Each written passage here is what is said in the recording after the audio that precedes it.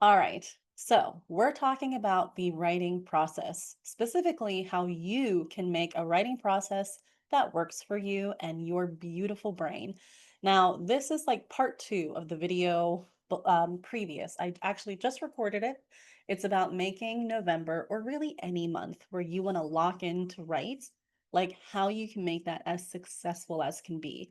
I'm talking a word count tracker that is full, full, full. So I highly recommend you watch that video as well, and then stop back here or, watch this one and then go there. Either way, we're talking about how you can create a writing process that works for you. Emphasis on the you part because I have been doing this work for a very long time. I'm a book editor and I have been helping writers since 2007 get into the flow and rhythm of their creativity. And what that means basically is I get them writing. I get them past all the stuff that keeps tripping them up.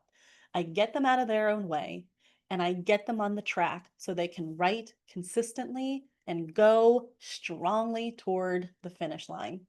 And I can tell you, I have seen it all when it comes to writing processes. And that is actually a really great thing because I want to super emphasize your writing process has to be your own. And the first thing I'm going to tell you is I highly recommend stop watching videos about your favorite writer's writing process. Just full stop, stop watching them because I personally, not only my writers that I work with, but I personally got stuck in that kind of spiral, in that kind of, hamster wheel where I would just like be watching how did Nora Roberts do it? How did Harlan Coben do it? How does Stephen King do it? How do these people do it? Because I thought they had some secret sauce. And meanwhile, if you look across how these big authors write, not even they write the same way as each other. They each have their own individual style of writing process. And that's what you need to embrace too. It's not about how your favorite author writes, because the minute you say, I want to write like him or her, I want to be, it works. They're a big time author. So their writing process, how they show up every day, that must be the in. And the minute you do that, you've already set yourself up to compare yourself to them. And when you are in comparison, it's not going to work out because you will always find a reason to find yourself lacking. And what did we talk about in the last video? The little mermaid spiral. That puts you down in the spiral when you're feeling like, uh oh, everyone is ahead of me. Uh oh, this guy's doing it and I'm not. I must be a failure. I must suck. I must not be smart enough. I must be dumb. Down and down that spiral you go. And it's going to take a ton of energy, time. Like, we don't have time for that.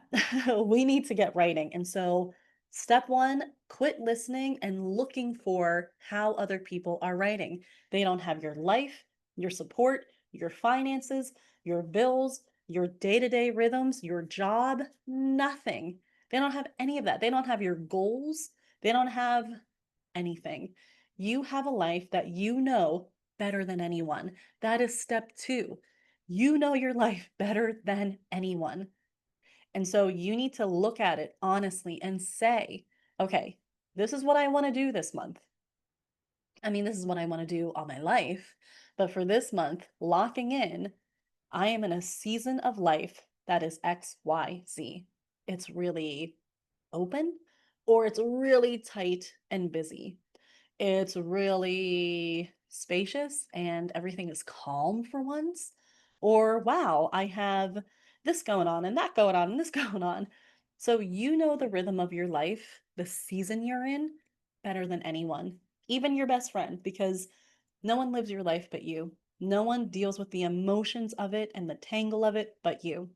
So get really honest and say, I would actually love to do nano and write 60,000 words this month. But I know my life right now, and I know my stress, and I know my mental capacity right now. I think I want to do 30,000 words or just act one.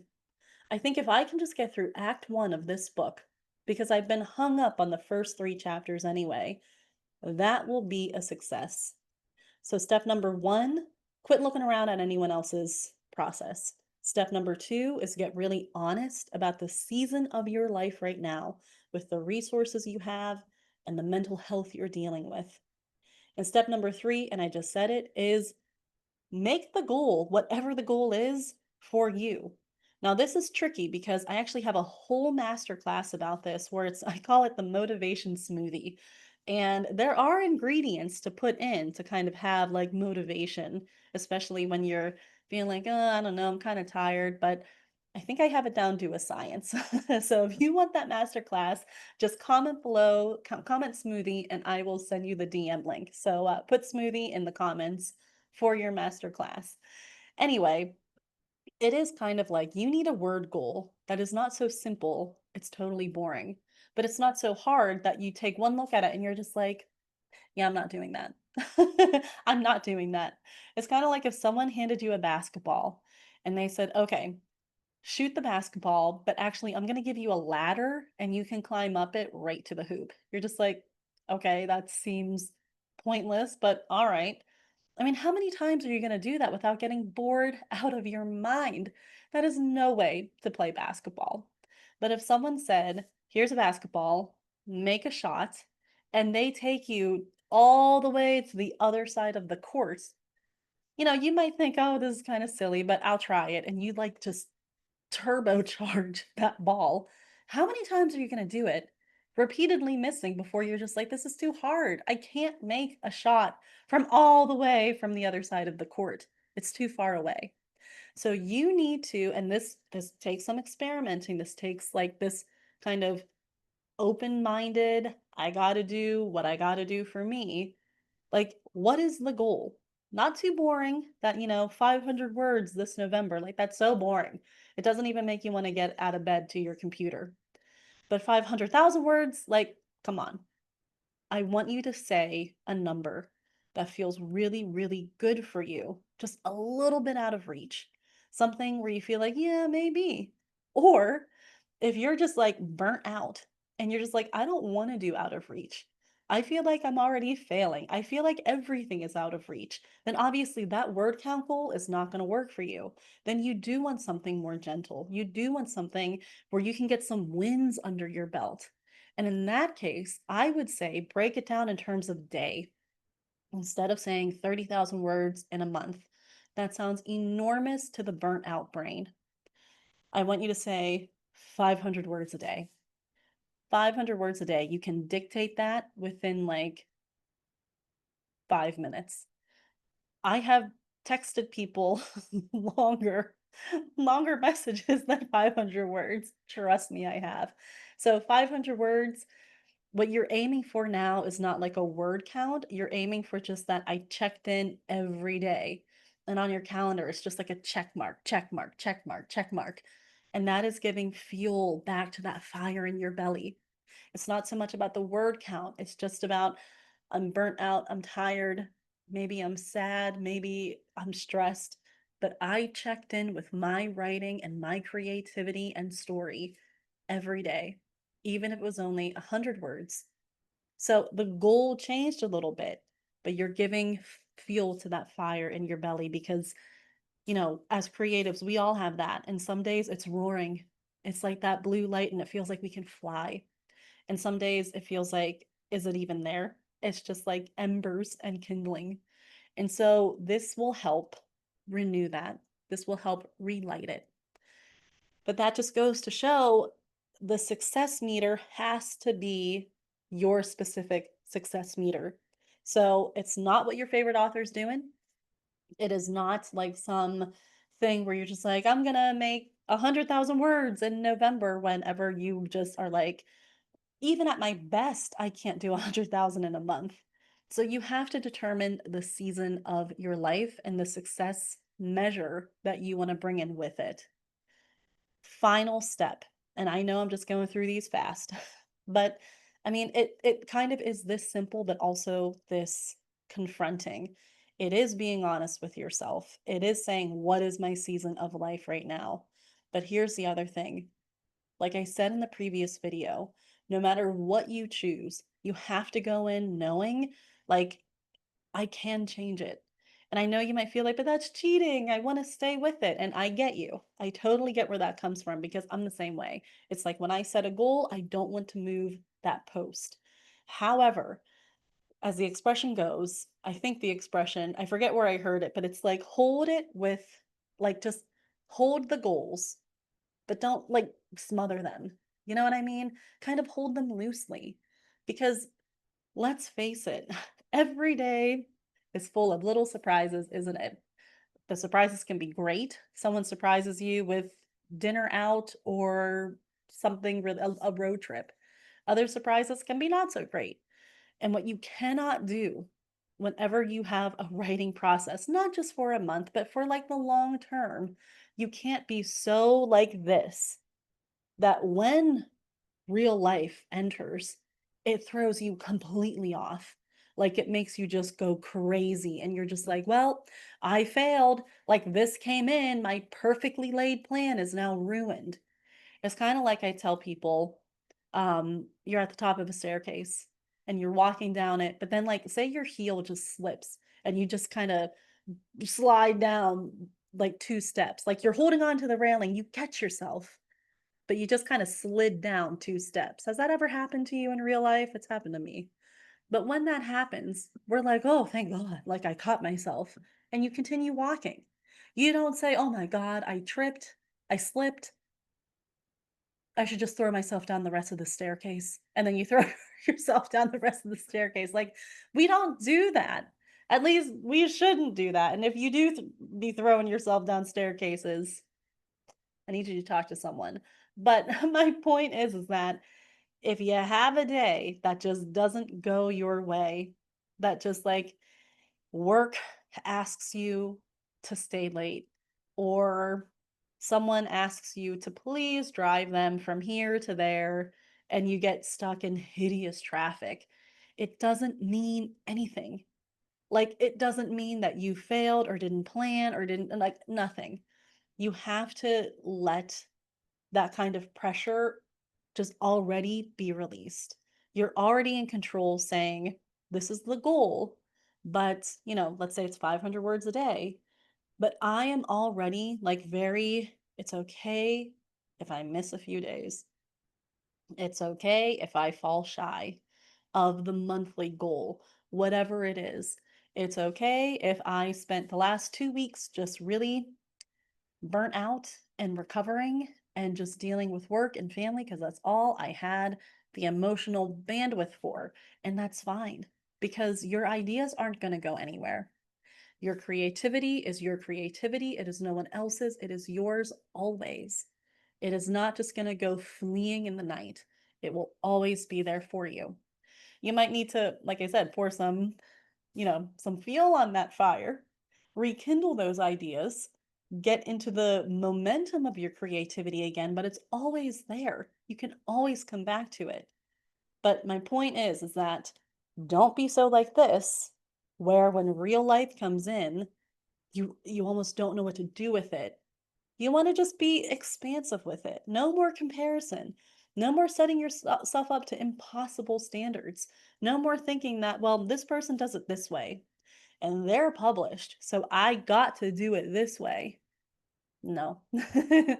You only have to do it in the ways that you can do it in this season of your life with the support and resources that you have, and of course, the mental health that you have right now. And this is for any time you're watching this. Maybe you're watching this in February of 2030. It remains the same. Whatever mood you're in, whatever you're dealing with, that will absolutely affect the writing process that you're giving yourself this week, this month, the next quarter. And so take that into consideration. Now, as for creating a writing process itself, it needs to do 2 things, and it's this simple.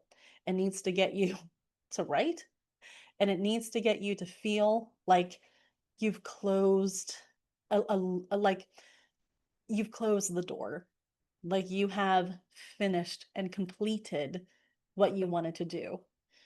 And so you want to set yourself up. in a way where you're just like, okay, what would I personally love right now? For instance, when I'm stressed and busy, I use a legal pad. I need something I can just chicken scratch on and have ugly and just like it's there. However, when I'm more in an expansive mode, when things are a little more calm, I like using a pretty word count tracker just like anyone else. I like my stickers and my washi tape, but guess what? I do not have time or want to use that time when I only have like 20 minutes a day to write. I will spend that time on my journal and word count tracker and getting that looking pretty than I will on my pages. So, like I said in step 2, be really honest. Be really honest with how much time you have and resources and say, okay, as much as I would love to be one of those people that has the full on Notion template, it would take me literally 3 months to learn Notion, make a template, and get comfortable with it. And I don't wanna use 3 months doing that. And so instead, give me a notebook, give me a legal pad, let me just go because I want to write. So again, you have a goal, but you're holding it gently. You're saying, "It doesn't have to be in Notion. It doesn't have to be anything fancy pants. It can literally be a Post-it. It can be anything you want as long as it gets you writing. And if you feel like, hey, I want some kind of tracker, I want a timer, I'm going to do Pomodoro, mission accomplished. It got you writing. That's your writing process. Quick little bonus note, definitely, if you can, write down when and where you will be writing. Write down when, your desk, at home, or your favorite booth in Panera. Write down when, morning, after work, on my lunch break. It helps your brain say, oh, this is important. This is like something I need to remember. This is something we want to lock in with. This is something like that I need to do, just like that doctor's appointment, just like that thing that you have to go to. You're saying the where and the when. It is a really great little mind trick. And there are definitely statistics that back this up. I think it's like 42% of people who write it down actually follow through with it than people who don't. So, whatever the process is, as long as it gets you writing, that's all that matters. It is genuinely all that matters. And that even means writing longhand, writing on a typewriter, writing on one of those little Alpha Smarts, or writing on a desktop or a laptop, whatever the case may be. Don't look around and see what other authors are writing on because you might feel like a piece of crap when you're like, oh, I don't have that. And it's not about the machinery. It is about you showing up and writing and locking in. Finally, step number 2 is that, like we're on step number 2, right? Sometimes I lose track of the numbers we're doing. You have to feel like you have finished. Like you have to be like, "Oh, okay, I did what I needed to do today." And you're kind of giving your brain that sense of closure and satisfaction. Now, so for some people, it's as simple as like bust out a sticker and put it on your calendar. Gold star for the day. You have that sense of completion. For others, it's literally printing out what they worked on that day and adding it to a stack. And they love seeing it like visually just get a little bit thicker and thicker every day. That's a great one. For others, it could be checking in with your writer bestie. I mean, like, I did it, I did my goal, clap for me. Whatever that is, you know yourself best. What feels really satisfying? Or it could be like, say, you don't have your writer bestie, maybe she's busy. It could be you have bought your favorite candy, like the Dove truffles or something, and you have a jar of them. And they look so pretty on the edge of your desk. And at the end of every session, that is when you can bust out and eat one of those things. And you're just like, I'm so happy. I have done the work and I get my reward. Yay. But it gives you that sense of like it has been closed. When you sit down, the door gets opened and you're writing and you're letting your imagination just fill the room. And then when you're done, you're going to do your thing to close the door and say, oh, I did it. I feel pretty good about myself. So that's it. That's what your writing process has to do. It has to be your own that gets you writing, whatever that is. And do not be shocked if that process changes from week to week, sometimes even from day to day, because remember what I said in the first video. You have to be willing to adjust. You have to be willing to be like, okay, the process didn't work today. So what can I do differently? It's not me that sucks. I didn't fail. It's just like, oh, this process going to Panera at 3 in the afternoon, too busy. Too busy. It pulled my attention in every direction. I did not get a single thing written, and I also went when I was hungry, like way too hungry, and I ate and watched YouTube. Like, you didn't fail, your process just didn't work. And so now you can say, I need to go to the library at 9 AM because it's quiet and it's calm, and I would have eaten already. So your process needs to be what is true for you in the season of life, and it just needs to get you writing. And then you need to have something at the end that gives you that closeout sense of satisfaction, because that also triggers your reward zone. That also triggers, like, hey, pat myself on the back. I really did something today. And you will start building confidence and momentum to keep going. This is all your writing process needs to be. This is it. And if someone says, oh no, your writing process needs to be like this 12 to 20 step thing that could rival Korean skincare nighttime routine, that is not true. That is just not true. It needs to be for you. And if you want help putting together a routine and you want me to personally help you work on that, I love doing things like this, then you need to drop a comment below and say, routine. And I will personally reach out and we will get together and we will go over how you can make a routine for November and beyond. I can't wait to talk with you. And so just yeah, drop the word routine below and I will get back to you ASAP. Bye. See you next video.